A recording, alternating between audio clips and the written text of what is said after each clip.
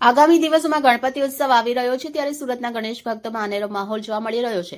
તેમાં પણ ગણેશ ચતુર્થી પહેલાના વીકેન્ડમાં સુરત ગણપતિમય બની ગયું હતું। શનિ અને રવિ સુરતમાં વરસાદ અને પવનનો માહોલ હોવા છતાં શહેરના જુદા જુદા વિસ્તારોમાં ગણેશ આયોજકો દ્વારા આગમન યાત્રા નીકળી હતી અને શહેરમાં મોટી સંખ્યામાં શોભાયાત્રા નીકળી હોવાથી અનેક જગ્યાએ ટ્રાફિક જામ જેવો માહોલ પણ જોવા મળ્યો હતો।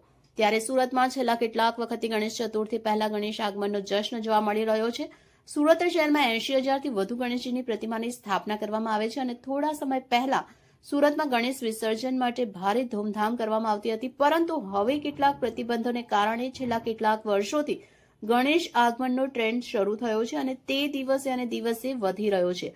ત્યારે સુરતમાં ઘણા બધા ગણેશ મંડળો દ્વારા ગણેશ આગમનની પૂરજોશમાં તૈયારીઓ ચાલી રહી છે અને ગણેશ આગમન પણ ખૂબ ધૂમધામથી એક ઉત્સવની જેમ કરવામાં આવે છે। ત્યારે સુરતમાં લાલ દરવાજા સ્થિત ગુંદી શેરીમાં પણ ગણેશનું ભવ્ય આગમન કરવામાં આવ્યું હતું।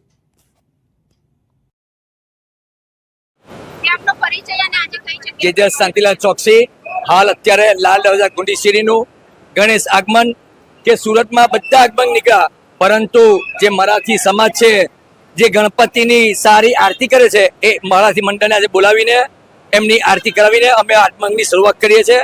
અને 1947થી આઝાદી પછી લાલ દરવાજા ગુંડી શેરીના વંશ વાલીસો અમારા વડીલો જે રીતે ગણપતિ લાવતા થયા છે તે રીતે વંશ પરંપરા અમે ગણપતિ લાવીએ છીએ અને સારી તેનું વિસર્જન કરીએ છીએ। આ વર્ષે નવી થીમમાં તો હજી 2 દિવસ પછી અમે પ્રોગ્રેસ કરીશું। હાલ તો મોરના ઓરિજિનલ પીછા અને કૃષ્ણ સ્વરૂપમાં ગણેશજીની મૂર્તિ અમે લાવ્યા છે। અમારા મંડળમાં હાલ 127 જુવાન છોકરાઓ કે આખી લાલ શેરી લાલ દરવાજા ગુંડી શેરીના છોકરાઓ જોડાયેલા છે અને તેઓ દર વર્ષે હવે દર પ્રસંગે નવી નવી વિવિધ સુરતી આઈટમો રવા બટાની પૂરી, શ્રીખંડ, મથો, ઘારી એ બનાવશે અને દર વર્ષે રંગે ચંગે ગણેશજીનું આગમન કરશે અને નવરાત્રીનું પણ સારી રીતે કાર્યક્રમ પૂરો કરશે। વિસર્જન પણ ભવ્ય અને આગમન પણ ભવ્ય। ભગવાન છે, ભગવાનનું આગમન જરૂરી છે ભવ્યતાથી। વિસર્જન અમે બહુ સાદાઈથી કરીએ છીએ। સવારે 6-6:30 વાગે અમે નીકળી જઈશું।